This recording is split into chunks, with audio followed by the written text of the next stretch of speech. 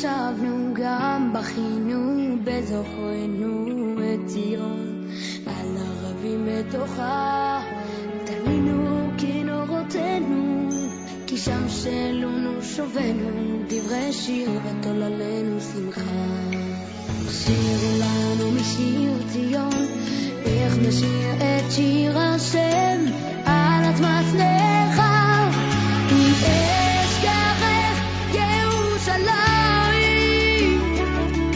תשכח ימיני תדבק לשוני לחיכי אם לא אזכרכי אם לא אעלה את ירושלים אור שמחתי אם אשכחך ירושלים תשכח ימיני. Bishut Mara Rabotai, avec la permission d'Hachem, j'espère que vous êtes en train de passer de bonnes vacances. On est parachat Devarim, et comme on sait tous, lorsqu'on approche un peu cette paracha-là de Devarim, on approche un peu comment ça s'appelle, cette fête que si Dieu veut un jour, il sera une fête. Comme vous savez que Tisha B'Av, aujourd'hui on fait les deuils, on est en plein deuil aujourd'hui. Mais si Dieu veut, lorsque Mashiach il viendra, Be'ezat Hashem, cette fête, ce deuil de Tisha B'Av, il deviendra une fête. C'est ça ce qu'on dit dans Echa, on dit Kara Alay Moed. C'est quoi Kara Alay Moed? Ça veut dire qu'Akadosh Baruch Hu, il a fait que la fête qu'on fête à Tisha B'Av, elle deviendra une fête, une vraie fête. On va plus jeûner, on va se réjouir, on va manger, on va danser, on va rigoler. Quand je vais faire le contraire, parce que si Dieu veut, ce sera parce que cette fête-là, ce deuil qu'on fait de Tisha B'Av, c'est pour commémorer la destruction de Beth Amikdash. Une fois qu'il y aura la construction du troisième Beth Amikdash, si Dieu veut, donc il n'y a pas de raison pourquoi prendre un deuil. Donc si Dieu veut, ce sera, par exemple, vous imaginez tous les parents, ils vont ressusciter mon père, mon grand-père, Rabbi Hippido, là, quelle joie ça va être de voir tous nos grands-parents debout et nous avec eux, et on va rigoler. Hein. Ça va être une joie extraordinaire. On ne sera plus chiqué à les voir. On va aller voir tonton, tata, tati, je sais pas moi. On va vraiment, ça va être une joie extraordinaire. Donc, nous sommes maintenant à quelques jours de Tisha B'Av, et comme vous savez, maintenant on est Parashat Devarim. De Parashat Devarim, la Parashat Devarim, elle traite en résumé toute la Torah. Moshe Rabbeinu Alav Shalom, il résume toute la Torah. Et c'est incroyable que toujours la Parashat de Devarim et de Va'et Hanan, ça tombe toujours à la semaine de Tisha B'Av. C'est toujours les semaines de la période qu'on n'a pas le droit de faire, de se raser, de danser, de chanter. Et je pense que Hachamim me disent que Lama Harba Yerushalayim al Ozvam Torati. Quelle est la raison que Yerushalayim a été détruite? Parce qu'on a délaissé la Torah. C'est-à-dire que Hashu Shalom, délaisser la Torah, c'est la chose la plus grave.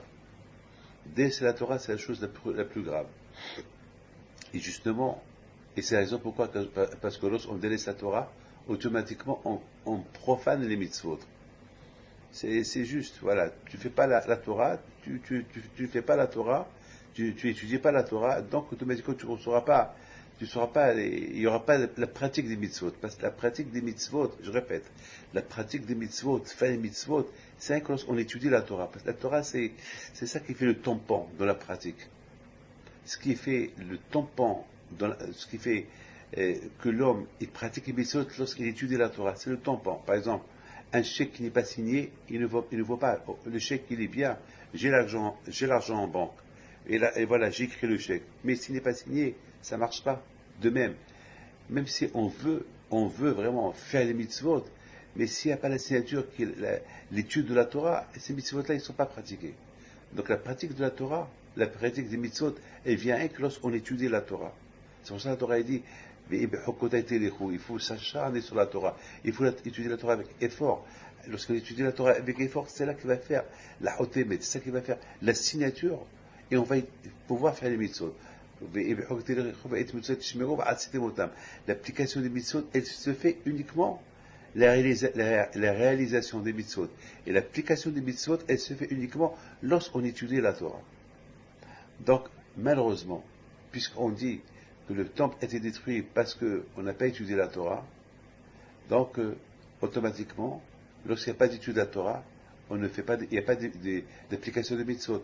Donc maintenant on comprend très bien ce que la Gemara dit, que parce qu'ils n'ont pas fait cette mitzvah, le temple a été détruit, parce qu'ils n'ont pas fait cette mitzvah, le temple a été détruit, et parce qu'ils n'ont pas fait cette mitzvah, le temple a été détruit. C'est-à-dire que l'application des mitzvot n'a pas été faite. Et pourquoi l'application des mitzvot n'a pas été faite? Parce qu'ils n'ont pas étudié la Torah.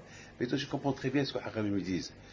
Et dire à Shimon bar Yochai, si le Israël respecte deux Shabbatot d'un seul coup, Mashiach il vient, il y aura la Géoula. Alors je vous pose une question. Pourquoi Pourquoi le Shabbat? Eh bien, la réponse elle est simple. Haramim me disent que celui qui respecte Shabbat, comme s'il a fait toute la Torah. Pourquoi? Parce que Shabbat c'est l'Emunah. Shabbat, lorsque je respecte Shabbat, qui veut dire, voilà, je crois que c'est Dieu qui a créé le monde et s'est reposé le 7e jour. Donc ça veut dire l'application du Shabbat, elle confirme que tu crois en Dieu, que c'est Dieu qui a créé le monde en 6 jours et il s'est reposé le 7e jour. Sinon, pourquoi, si tu n'avais pas les monas en Dieu, pourquoi tu respectes Shabbat? Donc ton respect du Shabbat à 100%, il s'explique comme si j'ai les monas en Dieu. Par exemple, lorsque quelqu'un dit vive le roi, et on le voit le dire vraiment avec enthousiasme, avec amour, vraiment, il voit le roi passer, il dit vive le roi. Vous savez que la façon que moi il le dit, c'est pas qu'il le dit en rigolant, vive le roi. Non, vraiment, vive, il le dit avec toutes ses forces, il dit vive le roi. Alors, si le roi il passe, il le voit, il va dire celui-là, c'est c'est pas comme celui-là qui le salue, Zamak, voilà, on te salue. Et le roi, on te salue. C'est comme, parce que le protocole le veut, qu'on le salue, mais il se peut que le cœur n'est pas net. Non, celui-là, vraiment, tu vois qu'il crie de toutes ses forces. Il le fait vraiment, on voit dans son visage, on voit qu'il est émet, il est vrai. Il le dit vraiment, il le dit. Alors, celui-là, vraiment, celui-là, c'est un royaliste. Celui-là, on peut dire qu'il vraiment, il aime le roi. Quand, par exemple, un enfant, lorsqu'il appelle son père, papa, ça veut dire qu'il aime son père, parce qu'il est sûr que c'est son père. C'est pas, par exemple, moi, si je vois quelqu'un passer, et je lui dis papa, je rigole. C'est pas, même si je l'appelle papa, je rigole. C'est pas, ceux qui passent, ils vont dire celui-là, il rigole. Mais si mon père, il passe, je l'appelle papa, tout le monde sait que je l'appelle, c'est mon père. C'est mon père. Donc, de même, on respecte Shabbat. Le Shabbat qui veut, parce que Shabbat, c'est 24 heures. Shabbat, c'est quand même, il y a beaucoup d'argent à perdre lorsqu'on ne travaille pas Shabbat, et c'est vraiment, il y a beaucoup de choses, des interdictions à Shabbat. Donc, le fait qu'on respecte Shabbat, donc ça veut dire que ça confirme que je crois en Dieu, qui a créé le monde en 6 jours, et qu'il a donné, et qu'il s'est reposé le 7e jour, et parce qu'il m'a dit et parce que lui se repose, il veut que moi aussi je me repose, alors je le fais. Alors ça veut dire que ça confirme que, sinon pourquoi je le fais? Un homme sensé, s'il ne croit pas en Dieu, pourquoi voulez-vous qu'il fait Shabbat? Pourquoi voulez-vous qu'il fait, et surtout s'il fait beau temps, et il a envie d'aller à la plage, il a envie de, je sais pas, faire des achats, pourquoi voulez-vous qu'il respecte Shabbat? Et surtout s'il y a des réclames, s'il y a des choses à acheter, et à 99% de remise, vous vous rendez compte? Alors, vous savez ce que m'a dit hier quelqu'un? Mais Rabbi David, il y a Shabbat prochain, il y a un grand réclame avec le Shabbat. Est-ce que je peux payer avec ma carte bleue? J'ai quelle différence, la carte bleue ou l'argent? C'est pareil. J'ai dit d'accord. Et si je prends l'argent à la veille et je paye à la veille, et est-ce que je peux par exemple payer à la veille? J'ai dit mais c'est pareil. Tu n'as pas le droit de choisir. Je veux ça. Tu veux pas? Shabbat c'est Shabbat. Donc il me dit alors ça veut dire que je peux rien faire. Je dis non, tu peux rien faire. Alors je vais perdre, il me dit. Ben je dis tu perds. C'est ça Shabbat. Shabbat ça s'appelle perdre. au niveau matériel, mais tu gagnes au niveau spirituel. Donc c'est la raison que Rabbi Shimon bar Yochai dit que celui qui respecte Shabbat, de Shabbat, il approche la Géoula. Et Shabbat, c'est celui qui respecte Shabbat, le fait que l'homme respecte Shabbat et il croit en Dieu, donc automatiquement, comme s'il croit à toute la Torah. Donc c'est celui qui croit dans la Torah que Akadosh Baruch Hu il a donné. Donc, celui qui respecte Shabbat, Akadosh Baruch Hu il considère comme s'il a étudié toute la Torah et qu'il est son associé. Et qu'il est son associé par le Shabbat. Donc maintenant, on comprend très bien que, avant que la Géoula elle vienne, c'est important qu'il y ait au moins un ou deux Shabbatot de respect. Donc, on voit de là que Mashiach ne peut venir jusqu'à qu'on étudie la Torah. Maintenant, on va résumer. On a dit tout à l'heure que le Beit HaMikdash a été détruit. Pourquoi? Parce que Al-Mahwa Yerushalayim, pourquoi le Beit HaMikdash a été détruit? Alors la réponse elle est Al-Ozvan Torati, parce qu'ils ont délaissé la Torah. Automatiquement, lorsqu'on délaisse la Torah, on n'applique pas les mitzvot, parce que l'application des mitzvot, elle vient uniquement si on étudie la Torah. Par exemple, un shohet, par exemple, pour qu'il fait la shhita, c'est l'application. La shhita, c'est prendre le couteau et l'égorge. Mais s'il ne connaît pas les halachot, ben, il ne pourra pas savoir comment égorger. Donc, pour pouvoir connaître comment égorger, il faut les halachot. Même si tu sais égorger, mais il y a des halachot. De quel côté tu égorges, comment tu aiguises le couteau, et de quel côté, il y a des halachot, tout ça. Donc, dans toutes les mitzvot, il y a des halachot. Et les halachot, c'est les lois. Et les lois, c'est l'étude. Donc, pour faire les mitzvot, il faut l'étude de la Torah. Donc, maintenant, on comprend très bien que le Beit HaMikdash a été détruit parce qu'il n'y a pas eu d'étude de Torah. Donc, lorsqu'il n'y a pas d'étude de Torah, il n'y a pas d'application de mitzvot. Maintenant, si Dieu veut, si on respecte un Shabbat, ou deux Shabbatot, comme il dit Rabbi Shimon bar Yochai, deux Shabbats à l'autre, ça veut dire deux Shabbatot, d'un Shabbat à l'autre. C'est 8 jours, hein. On commence un Shabbat, on termine l'autre Shabbat. 8 jours. Et j'ai une belle réponse, j'ai une belle chose à vous dire. Pourquoi 8 jours, de Shabbat à Shabbat? Le Shabbat à Shabbat, c'est chiffre 8. Et chiffre 8, c'est c'est au-delà du compte. Parce que il y a premier jour, deuxième jour, troisième jour, 5, 6, 7, 8. Après 7, c'est Shabbat. Et après 7, c'est le 8. 8, c'est l'autre monde. C'est-à-dire, lorsqu'on respecte ces deux Shabbatot, on arrive on arrive spirituellement au 8e monde. Et le 8e monde, c'est la Kedusha qui est descendue là en bas, et c'est Mashiach. C'est Mashiach. Donc on comprend, on voit très bien que la réparation de la destruction du temple, qu'elle a été faite à cause qu'on n'a pas étudié la Torah, en respectant Shabbat, c'est considéré comme si on a étudié la Torah. Puisque, automatiquement, c'est la réparation. Le temple a été détruit à cause qu'il n'y a pas eu de Torah. Donc maintenant, le temple, la Géoula, va venir, passe et la Torah. Le respect du Shabbat à Shabbat, c'est considéré comme si on a étudié la Torah, c'est considéré comme si on est associé avec Dieu, et c'est considéré qu'on croit en Dieu, c'est les créateurs. Donc quand je dis, puisque vous croyez en moi, et vous êtes avec moi, alors je libère. Alors maintenant, d'après tout cela, je comprends pourquoi, parce que tout d'abord, j'allais commencer mon cours avec une question. Et la question que je voulais vous poser, c'est, je pense même, oubliez tout ce que je vous ai dit jusqu'à maintenant. Bien, on va poser une question. Pourquoi Moshe Rabbeinu avait besoin de répéter toute la Torah? Parce que la paracha toute la paracha de, comment ça s'appelle, de Devarim, jusqu'à Vezot HaBeracha, c'est des répétitions des mitzvot. Maintenant, la question que je me pose, pourquoi Moshe Rabbeinu était obligé de répéter les mitzvot au Bnei Israël? Toutes les mitzvot que Hachem a donné au Bnei Israël, depuis la sortie de l'Égypte jusqu'à maintenant, Moshe Rabbeinu les répète. Pourquoi? Alors, d'accord, il les répète, mais pourquoi on avait besoin de l'écrire dans la Torah? D'accord, par exemple, si j'enseigne, si j'enseigne à quelqu'un la Torah, par exemple, je lui enseigne, et je vois qu'il capte. Donc, quelle est la raison pourquoi, ça y est, je l'ai enseigné, une fois que je l'ai enseigné, il la connaît très bien. Quelle est la raison que, après un certain temps, je vais l'appeler et je lui dis, voilà, je vais te répéter tout ce que je t'ai enseigné. Mais il va me dire, mais je connais. En plus, j'ai le livre devant moi. En plus, toute la Torah que Moshe Rabbeinu, il a enseigné à Am Israël, c'était déjà écrit dans les livres. C'est déjà écrit. D'ailleurs, n'oubliez pas que Hakamim disent que Moshe Rabbeinu, il a écrit 13 Sifrei Torah. Pour chaque tribu, il a écrit un Sefer Torah. Donc, le Sefer Torah, il y a tout, il y a tout. Je ne comprends pas pourquoi cette répétition. Elle est là. Parce que toutes les mitzvot, elles sont écrites dans Shemot, dans Vaikra et dans Bamidbar. Alors, pourquoi débarrer? Pourquoi répéter et écrire? Vous comprenez? Pourquoi répéter et écrire? C'est ça la question que j'aurais dû commencer ma question avec celle-là. Pourquoi répéter et écrire? Pourquoi? Pourquoi répéter? Répéter.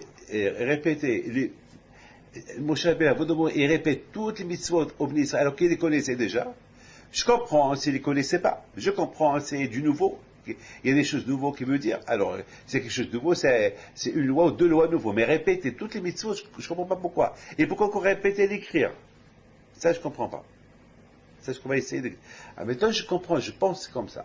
Étant donné que cette paracha de Devarim, elle tombe à la semaine, les semaines de la destruction de Beth Amikdash.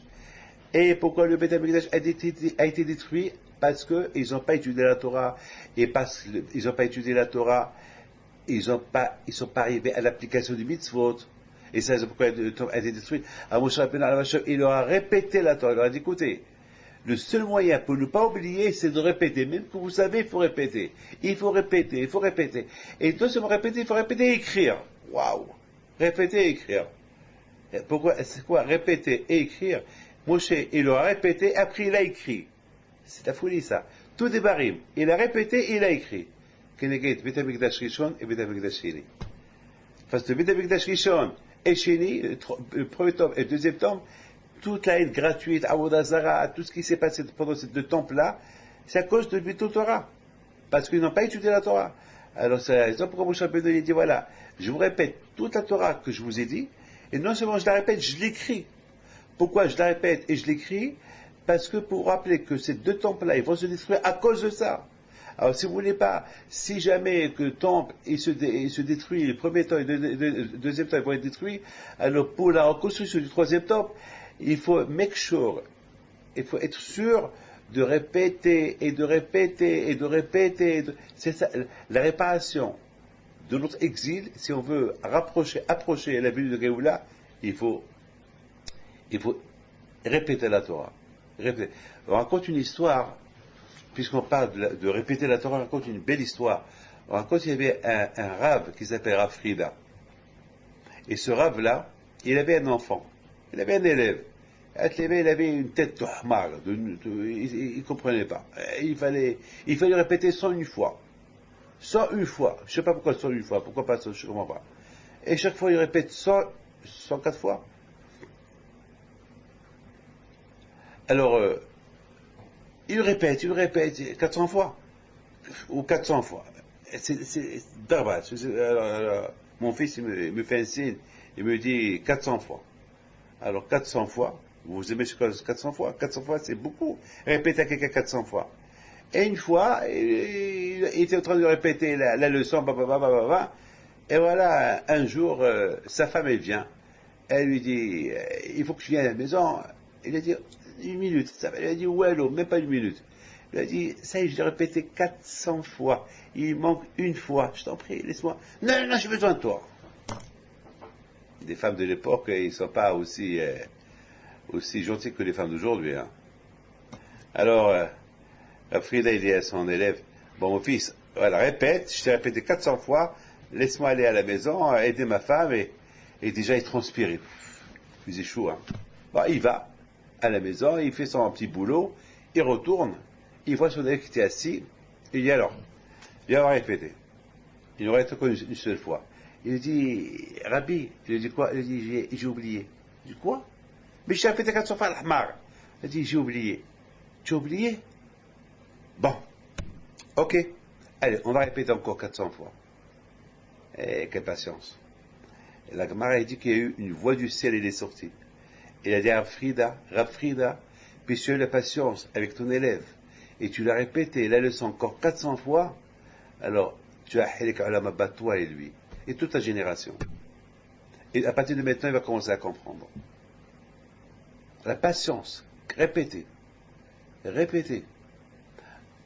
D'ailleurs, mes amis, on voit que beaucoup des fois, lorsque je suis dans l'avion et j'ai par exemple quelque chose qui passe de ma tête, une explication sur un sujet de la Torah. Tout de suite, je prends le stylo et je l'écris. Pourquoi ne pas l'oublier? Parce que c'est dommage d'oublier, parce que pour moi, la Torah, c'est un neches, c'est des diamants. Mais je vous donne la parole d'honneur. Parfois, la Torah, c'est des diamants, c'est des diamants. J'adore la Torah. Parfois, beaucoup de fois, ça arrive le Shabbat que j'ai une explication le Shabbat pour expliquer un Rashi ou quelque chose.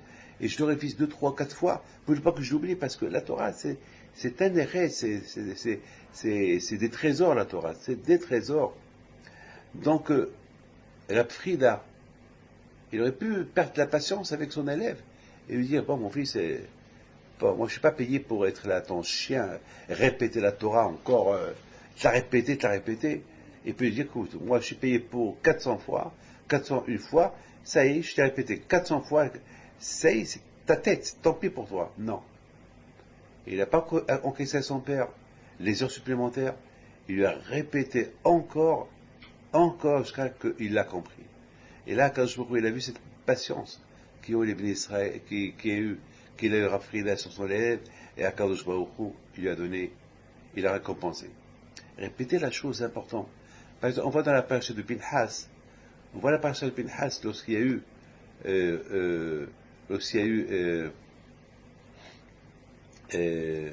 Zimri. Zimri, c'était un monsieur qui est parti avec une Goya. Et devant Moshe Rabbeinu, devant tout le monde. Et suite à ça, il y a eu la Mageva. Il y a eu une épidémie. Il y a presque 25 000 juifs qui sont morts. Et tous les juifs auraient pu mourir, hein. Écoutez, hein. Et lui, il est parti. Il a dit, le seul moyen pour moi d'arrêter cette épidémie-là, c'est d'aller les tuer. Parce que Moshe Rabbeinu, il ne pouvait rien faire. Tout le monde était là, ils étaient en train de pleurer. Pourquoi? Parce que il vient avec sa femme, pas la femme, avec sa Goya. Il vient pour narguer Moshe, il vient pour l'énerver. L'énerver. Ça veut dire, tu as fait une faute, avoue ta faute, et le bon Dieu te pardonne. Bon, mais lui, il vient avec un argument. Dis-moi, cette femme-là, elle est interdite ou permise? Il dit, elle est interdite. Il est interdite. Et la tienne qui t'a permis, toi, tu m'as avec Tzipora, et Tzipora, c'est une Goya, Tzipora. Tzipora, c'est une Goya, et cette Goya-là, pourquoi tu t'es marié avec elle? Alors, comme que Tzipora, et cette fille-là aussi, elle est de Midian. Tzipora, elle est de Midian, et cette fille avec qui je suis maintenant, elle est de Midian. Alors, pourquoi la tienne, elle est permise, et la mienne, elle est interdite? Bon, il faut comprendre que on aurait pu répondre que Moshe Rabbeinu, entre-temps, il a converti sa femme. Et c'est une tzadékette, Tzipora. On ne va pas comparer Tzipora avec Kouzbi, Batsour. Kouzbi, Batsour, c'est deux mondes différents. C'est une convertie, une tzadékette, c'est là une récha. C'est-à-dire qu'il a voulu narguer Moshe Rabbeinu. Mais tellement Moshe Rabbeinu était choqué, tout le monde était choqué, aucun ne pouvait réaliser. Ils ne savaient plus quoi faire. Écoutez très bien. Hier à la Yeshiva, on a commencé à discuter de ça, et on m'a posé une question. Est-ce que Pinhas, bon, alors une seconde, on va aller petit à petit. Il s'est passé que Pinhas, qu'est-ce qu'il voit? Il voit que Moshe Rabbeinu, il ne réagit pas. Tous les gens, le Bédi qui était là, il ne réagit pas. Au lieu de se lever et se révolter contre le chef de la tribu de Shimon, et je ne sais pas moi, quelle chutzpah, quelle audace de parler comme ça au chef de Am Israël, Moshe Rabbeinu, au lieu que tout le monde se lève et le détruire, le tuer, le mettre en prison, ils étaient tous assis en train de pleurer. Ils savaient plus quoi faire. Alors Pinhas, il voit ça, il a vu cet acte-là, il voit ce qui se passe, il s'est souvenu d'une halakha. C'est quoi la halakha? La halakha, il s'est souvenu d'une loi qu'il a entendue de Moshe Rabbeinu. Laquelle? Que lorsqu'on voit quelqu'un qui fait une faute devant Dieu, et qu'on ne sait pas quoi faire, il est condamné à mort, ou il n'est pas condamné à mort, alors Kanaïm pour Gaïmbo. C'est quoi Kanaïm? Ceux qui vraiment ils ont de la perte pour Dieu, ils peuvent se lever et le tuer. Bon, aujourd'hui, on ne peut pas faire ça aujourd'hui. Aujourd'hui, il n'y a pas de Beth Amikdash. À l'époque, il y avait le Beth Amikdash. À l'époque, il y avait les 4 condamnations à mort. À l'époque. Aujourd'hui, il n'y a pas. Aujourd'hui, il n'y a pas. Même à l'époque, il y avait pas. Parce qu'à l'époque, les Juifs, ils étaient quand même qu'il y avait des condamnations à mourir, mais les gens, ils étaient dans la Torah, donc il n'y avait pas. Et, comme par exemple, la Torah, elle parle de Ben Soré Romoré, un enfant qui se révolte sur ses parents, et qui insulte ses parents, et qu'il vague. La Torah, elle dit que, Haram lui disent que c'était, jamais dans le peuple juif, il y a eu un garçon qui était contre la Torah, elle compare. Il n'y a pas eu, on n'a pas eu. Alors pourquoi la Torah elle écrit? C'est-à-dire que dans le cas qu'il y a, mais jamais il y a eu. Mais quand même, dans le cas qu'il y a. Mais alors dans le cas qu'il y a, alors c'est-à-dire que dans le cas qu'il y a, alors voilà la racha. S'il y a un enfant qui se révolte sur ses parents, il insulte ses parents, il frappe ses parents, il devient bandit, qu'il faut le punir, alors il faut le punir. Mais au fait, les Haram disent qu'à Israël, avec la Torah qu'ils ont, avec la discipline, jamais on a eu ça. Bon, Hashem. Mais par contre, aujourd'hui, je n'ai vu, je m'excuse de vous le dire. Aujourd'hui, je n'ai vu des garçons qui frappent leur maman. Je n'ai vu. J'ai vu des garçons qui frappent leurs parents. J'ai vu une fois une maman qui est venue avec un bleu. Vraiment un bleu. Et je lui dis, c'est quoi ça? Elle me dit, c'est ma fille qui m'a fait ça parce qu'elle est rentrée à la maison avec un petit garçon à 2 heures du matin. Alors j'ai commencé à parler. Elle m'a appelé dans la chambre. Elle m'a dit, quoi, tu me fais honte devant mon copain? Elle a pris la bouteille, elle m'a frappé sur la tête. Et voilà. Voilà ce qu'elle m'a fait. Son père, il se réveille, elle frappe son père. On a eu peur d'elle. Et les deux sont rentrés dans une chambre. Et voilà. Regarde, c'est à nos jours, on voit ça. Je l'ai vu aussi quelqu'un qui a, malheureusement, qu'il avait vendu son père aux impôts. Enfin, pourquoi? Parce que il avait un héritage et il a dit à son père, non, moi je veux que tu me donnes plus que mes frères, sinon je te vends aux impôts. Il a gagné quoi? Lui il a perdu, son père il a perdu. Mais faire quoi? Et à la fin, qu'est-ce qui s'est passé?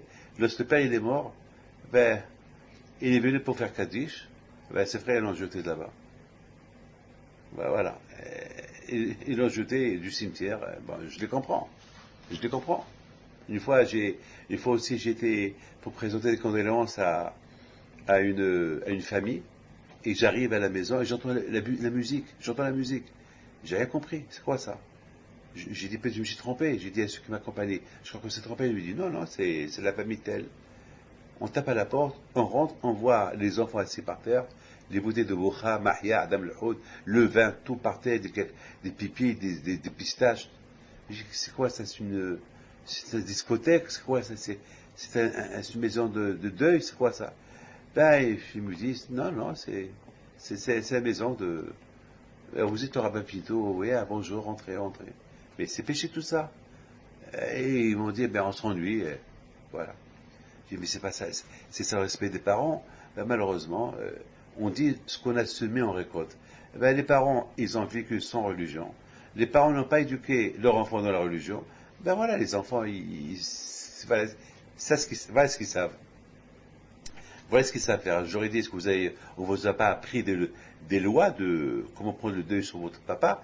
Ils ont dit, oui, on nous a appris, mais c'est trop. C'est trop, c'est trop.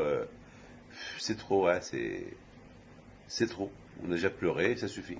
On va pas pleurer chaque jour. Pendant 7 jours, on va pleurer. Comment pouvez-vous comprendre ça à notre époque? Donc, pour vous dire, mes amis, que la Torah, elle a donné des mitzvot qu'il faut respecter. Des mitzvot, il y a les 4, il y a des mitzvot qu'il faut respecter. Et à l'époque, il y avait certains mitzvot, comme que si on ne les faisait pas, par exemple, quelqu'un qui fume Shabbat, à l'époque, on l'avertit. Et si il s'en fout de l'avertissement, il était condamné à mort. Mais à l'époque, personne ne le faisait. C'est qu'à l'époque, on avait peur, même à mon époque, à moi, au Maroc, les gens, ils avaient peur des rabbins. Aujourd'hui, les gens, ils n'ont plus peur de rabbins. Je peux donner un cours de Torah devant 1000 personnes, et je veux dire, voilà ce qui est péché, voilà ce qui n'est pas péché, et malheureusement, c'est pas tout le monde qui va m'écouter. À l'époque, vraiment, les gens, ils avaient peur des rabbins. À mon époque, à moi, lorsque j'avais 10 ans, le rabbin est passé dans le Mélah, il disait, dans un quart d'heure Shabbat, tout le monde fermait le magasin. Même ceux qui étaient en train, même ceux qui avaient des clients, qui avaient beaucoup des Arabes qui étaient en train d'acheter, il disait aux Arabes, je vous en prie, retournez dimanche si vous voulez, là je vais fermer le magasin. Je me rappelle, hein. Après un quart d'heure, les magasins, ils étaient fermés. Le rabbin, il repasse un quart d'heure plus tard, c'était fermé. Même en Tunisie, c'était comme ça. On raconte sur Rabbi Haïm Houri, Haïm Taïblomet, qu'ils étaient des combattants qui passaient dans la ville qui faisaient respecter la loi, la Torah, même en Algérie. Et les rabbins, au Maghreb, l'Algérie, le Maroc, la Tunisie, les rabbins, ils étaient toujours liés, ils étaient toujours respectés par les gouverneurs, par les pachas, par les gouverneurs, par les gouvernements locaux, qu'ils pouvaient appliquer leur religion comme qu'ils veulent. D'ailleurs, beaucoup de fois au Maroc, les Arabes, ils venaient chez les Juifs pour se faire juger. Beaucoup de fois, ça arrivait, et il y avait un respect total. Il y avait un respect total. D'ailleurs, au Maroc, jusqu'à maintenant, hein, je vous parle là, au Maroc, jusqu'à maintenant, je peux vous le dire, que le jugement des Dayanim au Maroc, il est appliqué à la lettre et à la loi. C'est-à-dire que les musulmans au Maroc, lorsqu'il y a un litige entre juifs, eh ben, ils leur disent, allez-y chez vos rabbins, et les rabbins, leur parole, c'est plus que l'avocat marocain. Vous vous rendez compte? C'est-à-dire que jusqu'à maintenant, les lois juives au Maroc, la loi juive au Maroc, elle est appliquée. Jusqu'à maintenant, je ne vous parle pas il y a 20 ans, jusqu'à maintenant, l'an 2009. Mais les testaments que les juifs y laissent, eh ben, ils sont appliqués par les rabbins. C'est les rabbins. D'ailleurs, moi, lorsque mes oncles, avant de mourir, ils ont légué les maisons de Rabbi Haïm Pinto, c'est moi qui ai fait ça, pour que personne ne vienne les prendre. J'ai apporté des rabbins chez mes oncles, et ils ont fait le testament il y a eu 30 d'années, et c'était les rabbins qu'ils ont signé, et ces testaments, une copie a été gardée au tribunal juif, israélite du Maroc, et l'autre, elle a été envoyée au tribunal marocain, chez le procureur du roi. Ça veut dire ils ont la même force. C'est-à-dire c'est-à-dire la loi, elle est appliquée. Ici en France, non. Ici en France, c'est pas. Ici en France, les dayanim français, ils ont aucune loi. C'est la justice française qui décide. Ici en Europe, en Amérique, au Maroc, non. Au Maroc, dans les pays arabes, les rabbins juifs, ils avaient leur mot à dire. Et les gouverneurs, le gouvernement de ces pays-là, ils appliquaient à la lettre ce que les juifs y décidaient. Donc vous voyez à Botaï qu'il y avait ici un problème. Le problème qu'il y avait que lorsque Zimri, je recommence, lorsque Zimri, il est parti avec cette Goya, il a affronté Moshe Rabbeinu, il y avait un problème. Lequel? Le problème qu'il y avait, c'est que tout le monde a oublié. Tout le monde ne savait pas quoi faire, comment agir. Qu'est-ce qu'on va faire à ce juif-là, qui est avec une Goya, qui ne veut même pas se repentir? Il est en train de mener une révolution contre Moshe Rabbeinu. Alors si mettons Shimon, ce chef de tribu de Shimon, il vient avec cette Goya devant Moshe Rabbeinu, il se révolte sur Moshe, c'est-à-dire après, et ça, tous les juifs après, et chacun va aller chez Moab, chacun va porter une Goya, et puis ça va être ça va devenir une catastrophe totale, ça veut dire une assimilation totale, ça va faire une révolution totale. Tout ce qu'on a construit pendant 40 ans, tout ce judaïsme qu'on a construit pendant 40 ans dans le désert, tout va se détruire à cause d'une personne. Vous vous rendez compte? Une personne, et c'était le chef de la tribu de Shimon. Une seule personne, et au lieu que quelqu'un se lève et arrête, alors quelque chose a commencé à se passer. Vous savez quoi? Les Juifs, il y avait une épidémie, les Juifs ils ont commencé à mourir tout seuls. C'est-à-dire qu'Hashemel a voulu, quelque part, on dirait exterminer tout le peuple juif à cause de celui-là. Alors ça veut dire que tout le monde était en danger. Alors qu'est-ce qu'a fait Pinhas, le fils d'Elazar, le fils d'Aaron à Cohen? Tout de suite il s'est levé et il les a tués. Il a vu, c'est écrit, lorsqu'il a vu cet acte-là, ce qu'il est en train de faire ce Zimri, il s'est souvenu d'une halakha. Quelle halakha il s'est souvenu? Que lorsqu'il y a quelque chose de grave, une révolution contre Dieu, et que personne ne réagit, il faut réagir. Il faut agir tout de suite. Mais lorsqu'il y a personne qui fait, lorsque tout le monde est mou, alors toi, sois le fort. arrête. Alors, en faisant cet acte-là, il a arrêté l'épidémie. C'est la raison pourquoi Akadosh Baruch Hu, dans la paracha de Pinchas, Akadosh Baruch Hu, il lui dit, je te remercie pour cet acte que tu as fait, et parce que tu as fait cet acte-là, alors je te bénis, tu seras Eliyahu Navi. Donc Pinchas, c'est Eliyahu Navi. Jusqu'à maintenant, il ne meurt pas. Toi, tu as prolongé la vie des Juifs, parce qu'en faisant cet acte-là, en tuant Zimri, tu as arrêté l'épidémie, alors moi je te donne la vie. Tu as arrêté l'épidémie, moi je te donne la vie. Alors maintenant, je répète le mot. C'est écrit Ra'a Ma'aseh v'niskar halacha. Il a vu un acte, ici c'est venu de l'halacha. Alors maintenant, comment il a pu réussir à voir cet acte et c'est venu de l'halacha? Il a vu cet acte et c'est venu qu'il y a une loi à faire. Ça veut dire qu'il a répété. Parce qu'il n'avait pas répété cette mitzvah-là, s'il n'aurait pas répété, comment il va voir un acte, il va se rappeler d'une halakha? Ça veut dire que lorsqu'on se rappelle d'une halakha, c'est parce qu'on l'a répété. Alors maintenant, on comprend très bien pourquoi la Torah, elle vient là aussi nous répéter. Moshe Rabbeinu, il répète, il écrit. Pour nous rappeler, pour nous dire, le seul moyen pour se rappeler des halakhot, pour se rappeler, il y a telle et telle mitzvah à faire, il y a telle et telle mitzvah, parce qu'il y a des milliers de mitzvot qui arrivent chaque jour, mais parce qu'on ne connaît pas les halakhot, parce qu'on n'a pas lu les halakhot, on n'a pas lu les lois, alors on ne sait même pas qui sont des halakhot, ou bien parce qu'on n'a pas lu et relu ces halakhot.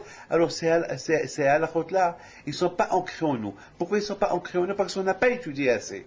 Parce que, mes amis, mettez ça dans la tête. On étudie assez, la halakha, elle devient ancrée en nous. Pour être riche, il faut travailler. On ne peut pas être riche sans travailler.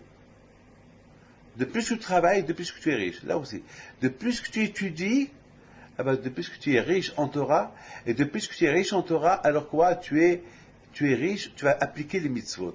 Donc, Pinchas, si tu arrivais à appliquer cette halakha et qu'il y a, grâce à ce geste-là qu'il a fait en tuant Zimri et sa copine, il a réussi, il a arrêté l'épidémie, il a été béni par Dieu pour être Eliyahu Navi, c'est parce qu'il a vu, il a étudié beaucoup de fois cette halakha. Maintenant, la question qu'on m'a posée hier, c'est Pikuach Nefesh.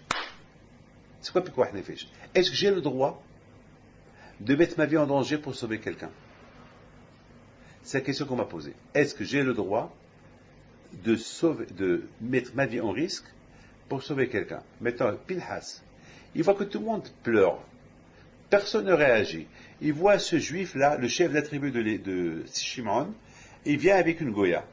Il vient devant tout le monde avec un argument. Il dit à Moshe, cette Goya, elle est de Midian. Et toi, tu t'es marié avec une fille de Midian. Alors, la tienne, elle est permise ou interdite? Moshe lui dit, elle est permise. Et celle-là, elle est permise ou interdite? Celle-là, elle est interdite. Pourquoi? Moshe était choqué, il ne savait plus répondre. Moshe a pu dire, attends, la mienne c'est une juive, il s'est converti. La tienne est encore Goya. Convertis-la, et tu te maries avec elle. Mais pour le moment, elle est Goya.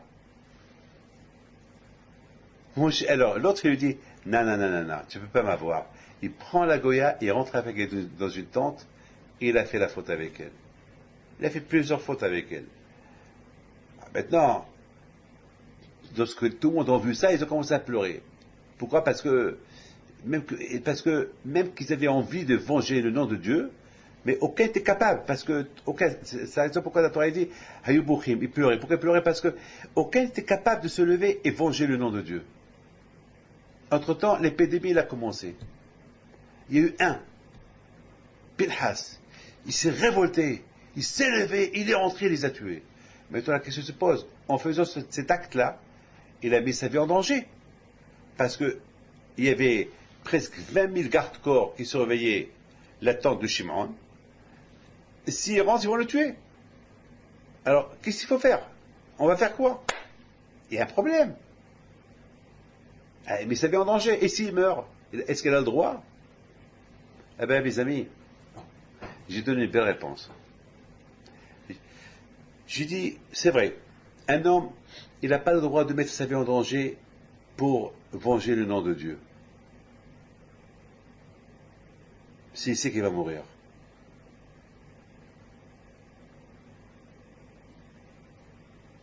Sauf s'il est sûr il est certain de lui, que vraiment, il est en train de venger le nom de Dieu. Parce que c'est pas tout le monde qui sait. C'est pas quiconque qui peut dire, moi je peux venger le nom de Dieu. D'ailleurs, c'est la raison pourquoi c'est écrit, le peuple était assis, vers un boukhim, il était en train de pleurer. Pourquoi il était en train de pleurer? Parce qu'il voit ce rachat, ce qu'il est en train de faire. Et il ne se voyait pas capable de venger le nom de Dieu. Ils avaient peur. Ils ont dit, est-ce qu'on est capable? Alors, si on n'est pas capable de venger le nom de Dieu, alors, si on met notre vie en risque, on peut mourir. Alors là, vraiment, c'est interdit. Alors là, vraiment, tu n'as pas le droit. Tu n'as pas le droit de venger le nom de Dieu si tu mets ta vie en risque. Mais si mais tu venges le nom de Dieu, tu es convaincu que tu fais ça pour Hachem, tu peux le faire. Ah, tu mets ta vie en risque, il n'y a pas peur. Hachem va te protéger. Si vraiment tu es sûr, hein, Hachem ne va pas faire que tu vas mourir. Et d'ailleurs, on a vu que la Gemara a dit qu'il y a eu 10 miracles qui se sont passés avec Pinhas. L'un des miracles, vous savez qu'un Kohen, il n'a pas le droit de tuer quelqu'un. Un Kohen n'a pas le droit de tuer quelqu'un. Et Pinhas était Kohen. Alors lorsque Pinhas est parti, il a tué Zimri et cette femme-là, c'est un Kohen. Donc, il aurait pu être puni parce qu'il a fait cet acte-là. Parce qu'on peut lui dire, monsieur, tu n'as pas le droit, tu es Kohen, tu n'as pas le droit de tuer. Il y avait un miracle. Quel miracle il y avait? Que lorsqu'il est parti, il les a poignardés, les deux ne sont pas morts. Ils sont restés encore vivants. Le fait qu'ils sont restés vivants, donc, il les a pas tués. Ils sont morts eux plus tard, mais c'est un des miracles. Et l'autre miracle, c'était affronter. Il a pris Romah, il a pris une lance, il a couru, il a cassé les murailles des gardes-corps. Il y avait 20 000 gardes-corps. Il a cassé cette muraille-là. Comment? 1 contre 20 000. Donc, un autre miracle. Et beaucoup de miracles il y a eu. Donc pourquoi il a fallu tous ces miracles-là? Parce qu'Hachem, il a vu que Pinhas, l'acte qu'il a fait, et vraiment il a fait les Shem Shamaim. Il l'a fait pour Akadosh Baruch Hu. Le fait qu'il a fait pour Akadosh Baruch Hu, Akadosh Baruch Hu, il lui a donné la vie longue. Il y a eu beaucoup de miracles qui sont passés avec lui. Donc maintenant on a compris que c'est vrai, on n'a pas le droit de mettre notre vie en risque si même pour venger le nom de Dieu, si on n'est pas 100% sûr. Parce que si on n'est pas 100% sûr, c'est grave. Mais si on est à 100% sûr, on peut. Non seulement on peut, mais Hachem, il va nous aider. Ah, maintenant,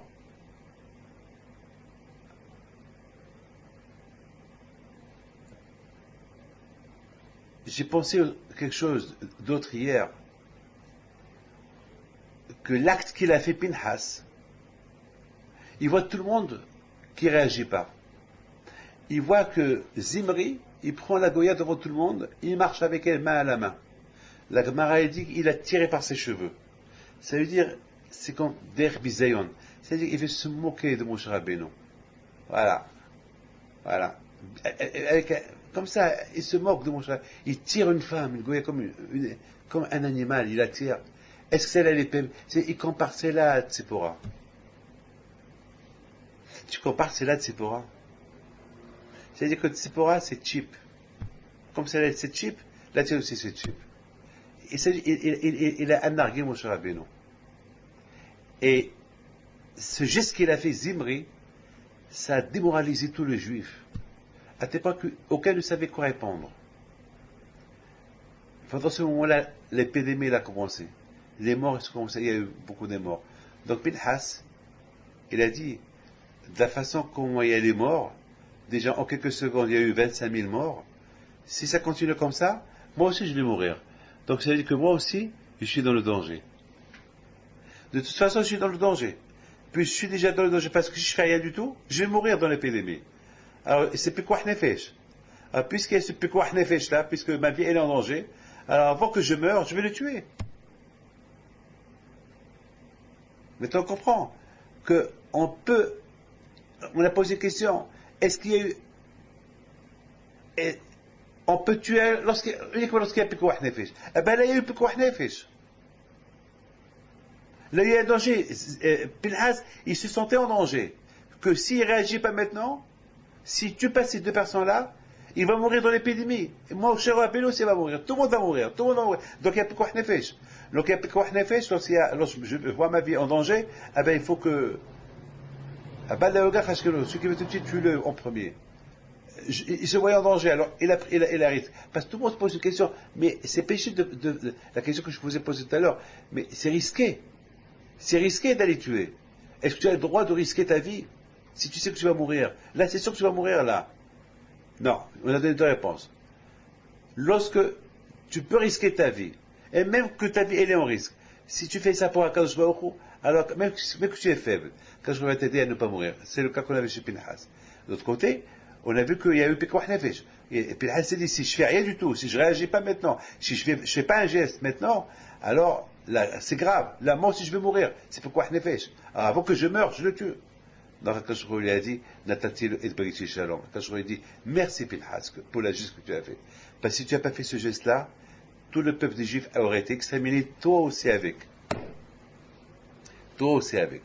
Donc à Boutaï, comment Pinhas il a eu cette audace de se lever et mettre sa vie en péril, sa vie en risque, pour aller tuer ce couple-là, et grâce à ça il a arrêté l'épidémie, et s'est souvenu de halakha. Et comment il est arrivé à se souvenir de cette halakha? Parce qu'il a répété. La répétition de l'halakha, elle fait que cette halakha, il lui est resté gravé dans sa tête, et au moment voulu, il l'a trouvé. Quelqu'un qui veut passer un examen, par exemple auto-école, il veut passer son permis. Et si il vérifie pas, il répète pas les codes, il répète pas, il répète. Et ben lorsqu'il va passer le code, il va poser des questions, et il dit c'est là je connais, c'est là je l'ai oublié, ben tu l'as oublié alors tu as perdu. Et voilà. Ceux qui veulent passer le bac et tous ces examens, s'ils ne répètent pas, eh ben ils vont le jour de l'interrogation, ils vont oublier, ils vont perdre. Et c'est comme ça. Donc l'Avdil, la Torah aussi. La Torah, il faut répéter. Et la Torah, le bac c'est une fois dans la vie. Mais la Torah, c'est chaque jour. Alors, imaginez-vous, pour le bac, il faut répéter pour avoir le bac. La Torah, c'est pareil. La Torah, les Avdil, c'est les missions de chaque jour. Il faut répéter. Il y a quelqu'un qui est devenu docteur et il est au marché. Il travaille au marché. Je dis, pourquoi tu as fait tes études? Il dit, j'ai fait des études, mais je ne veux pas être docteur. Je dis, ça va. Donc il fait les marchés. Beaucoup de fois, on peut faire des études pour être avocat, on est autre chose. On est commerçant. On fait pour être commerçant, après on décide être avocat. Et voilà, c'est des études pour être quelque chose. La Torah, être juif, c'est des études pour être juif. Mais pour être juif, pas une fois dans la vie, chaque jour. Chaque jour, il faut faire des études. Et c'est pour ça, l'étude de la Torah, c'est pour confirmer ton judaïsme de chaque jour.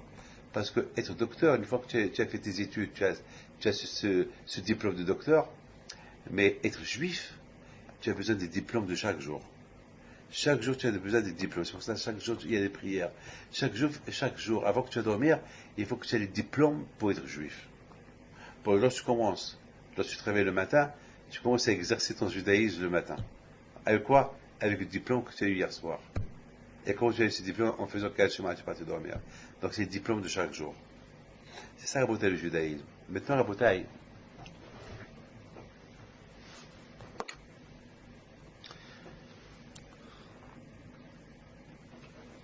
on va essayer. On a encore 13 minutes pour terminer notre heure de cours de Torah. On va essayer à Botaï maintenant. Maintenant, on a compris pourquoi la Torah, elle a voulu qu'on répète. Je voudrais, mes amis, vous dire quelque chose c'est un peu de la Kabbalah. Mais on va essayer de la comprendre. C'est une Kabbalah qu'on peut comprendre. Étant donné que nous sommes aujourd'hui à les périodes de la destruction de Beth Amikdash, et vous savez pourquoi le temple a été détruit? Nos sages disent que le temple a été détruit à cause d'une raison. Quelle est la raison? Parce que les Juifs ont parlé du mal sur la terre sainte. Ils sont partis, ils l'ont visité, ils ont fait un tour, ils sont retournés chez Moshe Rabbeinu, et c'est écrit dans la Torah. Écoutez bien ce qui est écrit dans la Torah. C'est la folie, hein. C'est écrit comme ça. Voilà. Moshe Rabbeinu dit aux espions, allez-y voir, est-ce que la terre elle est bien, est-ce qu'il y a des arbres, ou il n'y a pas d'arbres, et s'il y a des fruits, apportez-moi des fruits. Et c'est écrit, Vehayamim yimei bikorei anavim. Et cette période qui sont partis, c'était la période que les vignes, le raisin commencent à pousser. D'ailleurs, lorsque les Juifs, les espions, ils sont venus, et ils ont apporté du gros raisin. Des grosses grappes de raisin, des grosses. Il paraît qu'ils étaient 4 à lever une grappe de raisin. Waouh. Et il paraît que chaque raisin, il y avait quelques litres de jus de raisin dedans. Waouh. C'est-à-dire que chaque raisin, de quoi faire de remplir 3 verres faire 3 verres de kidouche. Je vous pose une question. Ok. Donc, ils sont partis, ils sont retournés, ils ont apporté les grappes de raisin, et ils ont commencé à critiquer Israël. Mais moi, la question que j'ai, pourquoi la Torah, elle dit, et cette époque-là, c'est l'époque de Yamim, Yimi, Bikorei, Anavim. C'était l'époque que le raisin commençait déjà à se former dans les arbres. Pourquoi la Torah, elle me dit ça? Quelle est la raison? Qu'est-ce que la Torah veut m'apprendre de là? Quoi? Vous savez que la Torah, il n'y a pas quelque chose dans la Torah qui est en plus. Et si la Torah elle dit elle ajoute ces 3 lignes, ces 3 phrases, Vehayamim, Yimi, Bikorei, Anavim, c'est que la Torah elle veut m'apprendre quelque chose. Quoi? Quel rapport? Quel rapport avec les raisins? Quel rapport? Moshe Rabbeinu leur demande, allez-y voir s'il y a des arbres, apportez-moi quelques fruits, mais il leur a pas dit quels fruits, apportez-moi quelques fruits, à vous de voir. Mais la Torah, elle dit, et cette époque-là, c'était l'époque des raisins. L'époque où les raisins commencent déjà à se former dans les vignes.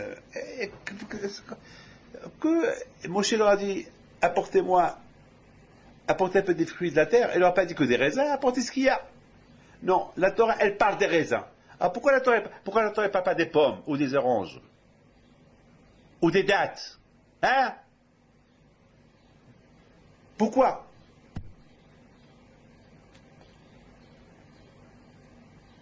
Vous savez, il y a quelque chose que la Torah veut nous apprendre. Ah, écoutez ce que j'ai pensé.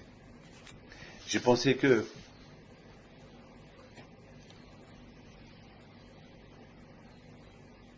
on va retourner à la création du monde. Lorsque Hachem il a créé Adam et Hava, il leur a dit, de tous ces arbres-là, vous pouvez manger, sauf cet arbre. Cet arbre-là, vous ne mangez pas. Quel arbre c'était? Les raisins. Les raisins. Il y a ceux qui disent que Adam et Hava, ils n'ont pas mangé le raisin. Ils ont uniquement bu le jus de raisin. Et lorsque Hachem leur a dit, qu'est-ce que vous avez fait? Je vous ai dit de ne pas manger le raisin. Ils ont dit, oui, on n'a pas mangé, mais on a pris le jus. Il leur a dit Hachem, Allah, vous êtes des fous. Mais c'est pareil. Vous êtes trafiqué, le jus ou le raisin, c'est pareil. C'est quoi le raisin? C'est le jus. Vous avez fait le jus, ils l'ont pressé. Pressé, mais c'est pareil. C'est-à-dire qu'ils ont fait ça à 10 chinouilles. C'est-à-dire, on n'a pas, parce qu'il y a une différence. Lorsque tu bois le raisin, tu fais boripé à Geffen. Lorsque tu manges le raisin, tu fais boripé à Eitz. Alors, ils ont dit, on n'a pas mangé le raisin, on a bu le jus. Et Hachem leur a dit, c'est pareil, vous n'avez pas le droit de faire ça. Je reste. Bon. Alors, malheureusement, parce qu'ils ont mangé le raisin, et qui était à l'époque le premier-né du monde, les Bechorim, c'était qui? C'était Adam Arishon, c'était le Bechor. Donc maintenant, Adam Arishon, c'était le Bechor. C'était le premier-né du monde. Il n'y avait pas d'être humain avant lui. Et l'arbre interdit qu'il ne devait pas manger, c'était les raisins. Et malheureusement, Ce Bechor, ce premier-né qui s'appelle Adam, il a mangé les raisins. Donc à cause de ça, malheureusement, Am Israël, ils sont descendus en Égypte pour réparer la faute de Adam. Ils ont réparé la faute de Adam. Et malheureusement, ils ont fait le Hégé, le veau d'or. Alors tout le travail qu'ils ont fait est tombé à l'eau. Et après, ils ont fait le Beit HaMikdash. Ils ont fait une grande échouva. Et maintenant, voilà, ils vont rentrer en Eretz Israël. Et Moshe avec eux. C'est de la folie, ça. Ça veut dire que si Moshe Rabbeinu serait rentré avec eux, on aurait réparé la faute de Adam Arishon. Moshe Rabbeinu serait rentré en Israël, et il aurait appris aux Juifs comment faire les mitzvot, et la façon comment ils vont leur apprendre à faire les mitzvot, il y aura la Géoula, et jamais Beit HaMikdash sera détruit. Parce que si Moshe Rabbeinu, grâce à Moshe Rabbeinu, il y aura la construction de Beit HaMikdash avec lui, parce que Ma'aseh Adav, tout ce que Moshe Rabbeinu il a fait avec ses propres mains, jamais il n'a pas détruit. Donc la Géoula, la différence aurait été il y aurait une entrée à vie en Terre Sainte. Alors c'est la raison pourquoi Moshe Rabbeinu il dit aux espions, je vous en prie, faites attention. Déjà, Adam Arishon, s'il aurait respecté la mitzvah que Dieu lui a donnée, il aurait couronné Dieu, on ne serait pas en exil. Et après, il a transgressé ce que Hachem lui a dit de faire. Il a mangé le raisin. Et après, on est parti en Égypte, on a réparé la faute de Adam. On a reçu la Torah, on était comme Adam avant la faute. On a fait le veau d'or. Alors tout le travail qu'on a fait en Égypte, tout est tombé. Et après, pendant 40 ans dans le désert, on s'est formé en émettant un peuple. Non, pardon, pas 40 ans. Pendant 1 an qu'on est mettant dans le désert, et entre-temps, on a construit le Beit HaMikdash, le Meshkan. Maintenant, on est capable de rentrer en Israël et réparer tout ce qui est à réparer. On va éliminer Amalek, on va éliminer tous les idolâtries, les idolâtries là-bas, et après, il y aura rien à donner, mais tout le monde, on va couronner le nom de Dieu, et tout sera bien. Alors, je vous en prie, ne rentrez pas en Israël, ne critiquez pas Eretz Israël, parce que déjà, il y a la faute de Adam Arishon qu'elle est là. C'est ça. C'est quoi cette époque-là? Bikoré, c'est-à-dire le début de Bikoré, c'est du verbe Bechor. Bechor, ça veut dire le premier-né. C'est-à-dire que les grappes de raisin, elles commencent à naître. Les raisins, elles commencent à se former. C'est-à-dire, n'oubliez pas que Adam, qui était le Bechor, la profanation qu'il a fait, la faute qu'il a fait, c'est en mangeant les grappes de raisin. Ah, maintenant, à vous de réparer, parce que déjà Hachem, on connaît son nom pour le veau d'or qu'on a fait. Et maintenant, si vous rentrez en Israël et que vous avez critiqué Israël, ça veut dire que le premier temple et le deuxième temple, ils vont être détruits. C'est-à-dire que notre entrée en Israël, elle ne va pas être une entrée éternelle. Ça va être une entrée pour 800, 900 ans. Après, on va partir en exil. Dommage. Je vous en prie. Faites attention. C'est pour cela la Torah, elle répète que cette époque ils sont partis, ces espions d'Israël, c'est la période que les raisins, ils deviennent Bechor, ils se forment. Il leur a appelé, rappelez-vous la faute du Bechor, de Adam Arishon. Sa première faute, c'était les raisins, en mangeant les raisins. Et vous, si vous rentrez en Israël, vous critiquez Israël, tout le travail qu'on a fait jusqu'à maintenant, ça va tomber à l'eau, et la faute de Adam Rishon, elle va retourner sur la surface. Ça veut dire qu'on va encore réparer la faute de Adam Rishon, combien des années, des milliers d'années, jusqu'à 6000 ans. Alors je vous en prie.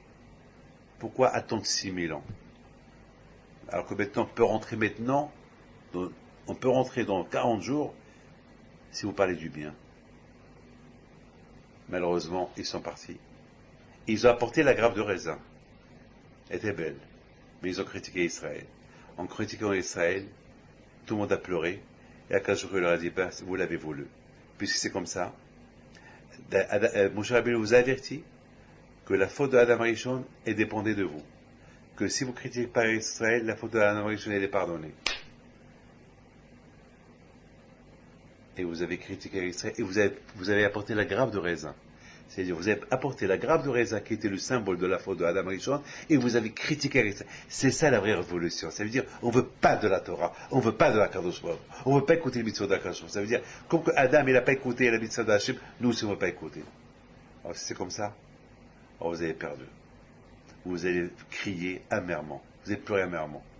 Vous allez venir B'tchouva malgré vous. Parce que vous allez souffrir, et le premier temple va être détruit. Vous allez rentrer en Israël, et vous allez construire le premier temple, il va être détruit, et vous allez construire le deuxième, il va être détruit, et après vous allez construire le troisième, mais ça va prendre longtemps. Et pour que ça prenne et pour que on le reconstruise, il faut une grande écheva. Donc à vos tailles, comme je vous ai expliqué, la seule façon, le seul moyen, si Dieu veut, d'avoir le zéro de la Géoula, il faut étudier la Torah. Il ne faut pas mettre les mitzvot, banaliser les mitzvot. Adam Arishon, il a banalisé la mitzvah, la première fois qu'il lui a donné à Kadosh Baruch Hu, il a été puni. Moshe Rabbeinu, il a averti les Juifs. Vous voulez rentrer espionner Israël, la terre qu'Hachem va vous donner? Alors rappelez-vous que tout dépend de votre comportement. Si vous la critiquez, c'est comme si vous critiquez toutes les mitzvot, comme qu'il a fait Adam Arishon. Adam Rishon, il a critiqué la mitzvah d'Hachem, il a prouvé la mitzvah d'Hachem, à cause de lui, il est en exil, il a perdu toute la grandeur que Hachem lui a donnée. Vous aussi, maintenant, vous allez rentrer comme des rois en Eretz Israël. En critiquant Eretz Israël, Hashu Shalom, vous allez rentrer là-bas en Eretz Israël comme des mecs, comme des gens, wello, pas avec kavod. Rien, vous allez tout perdre. Et même le premier temple et le deuxième temple, ils vont être détruits.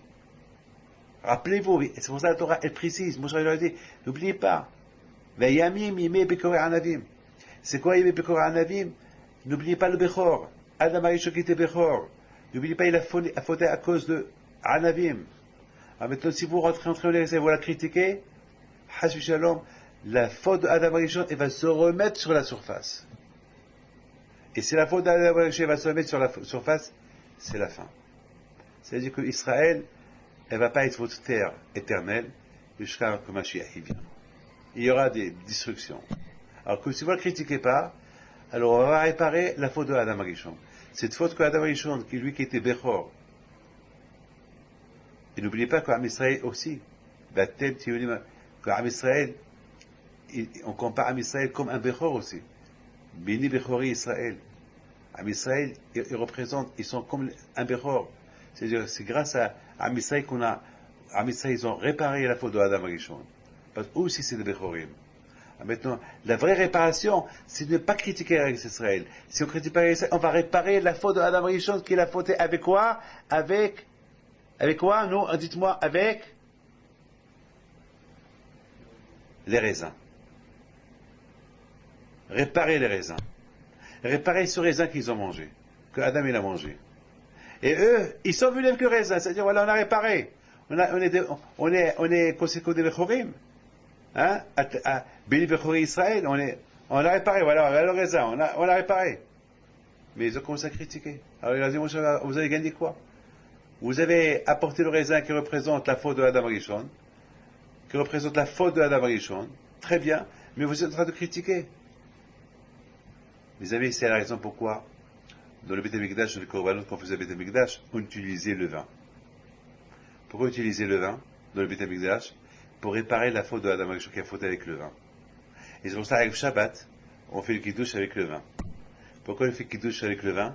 Parce que c'est Adam Rishon, il a fauté avec le vin, Erev Shabbat. Il a mangé le raisin, le jus de raisin. Et c'est pour ça qu'on fait Kiddush avec le jus de raisin, le vin. Pour dire, Adam, il a fauté, mais nous, on ne faute pas, on sanctifie Shabbat avec le raisin. Le contraire d'Adam Rishon. Donc le raisin, c'est la raison pourquoi quand il a dit à Adam Rishon, il lui a interdit le fruit le plus beau, le plus hachou, c'était le raisin, c'est le raisin. Et Adam Rishon, il a profiné de ça. Donc à Botaï, si Dieu veut, Hashem, écoutez, à acheter, mais c'est pas ce que je veux vous dire. La Gemara dit que lorsque Mashiach va venir, à Kadosh Baruch Hu, il va dire à Abraham Abinu, Abraham, allez, fais le kiddush. On fait le kiddush de la Géoula. Et Abraham va dire, non, je peux pas. Parce que j'ai fait une faute dans ma vie. Et Isaac aussi va dire, non, je peux pas parce que j'ai marié deux. Parce que il y a eu Esav et Yaakov, Esav qui était énervé, je peux pas. Et Yaakov va dire, non, moi je peux pas faire le kiddush parce que j'ai marié deux sœurs. Hachem va dire, Moshe, non, fais le kiddush, non, Aaron fait le kiddush, non, moi, parce que nous, on n'est pas rentrés en Israël et on n'a pas respecté les mitzvot de Israël, parce que on n'a pas appliqué les mitzvot en Israël, parce que c'est pas pareil quelqu'un qui habite en France que quelqu'un qui habite en Terre Sainte, parce que ceux qui habitent en Terre Sainte, il y a des mitzvot à faire là-bas. Non, on ne peut pas faire. Et David Amelech, alav shalom, lui, va se lever, il va faire le kiddush. Pourquoi le kiddush? Parce qu'on a fauté avec le vin, on répare avec le vin. Adam Rishon a fauté avec le vin, parce que celui a dit de ne pas boire le vin, il a fauté avec le vin, et parce qu'il a fauté avec le vin, Adam Rishon a été jeté de Gan Eden, et à cause de ça, on est en exil jusqu'à maintenant. Donc, si Dieu veut, lorsque la Géoula va venir, on va la terminer avec la chose qu'à cause d'elle, on est en exil. C'est avec le vin maintenant qu'on va rentrer dans la Géoula et dans la bénédiction de la Kadosh Baruch Hu. Et c'est la raison pourquoi, lorsqu'ils ont apporté le raisin, ils ont voulu, d'un côté, ils veulent dire par là, voilà le Shvach, voilà la grandeur d'Israël, il est béni par le vin, et c'est la Géoula. Et quelque part, ils ont voulu dire, on peut faire la Géoula sans rentrer en Eretz Israël. C'est grave. La vraie Géoula, c'est avec en Eretz Israël. Et parce qu'ils ont pleuré en disant, on veut faire la Géoula sans Eretz Israël, on va réparer la faute d'Adam Rishon sans rentrer en Eretz Israël. Donc ça s'appelle kafrout, ça s'appelle nier la vérité, et ils ont été punis. Donc si Dieu veut, on prie Hachem, que Mashiach il viendra si Dieu veut, et on fera le kiddush avec le vin. Amen.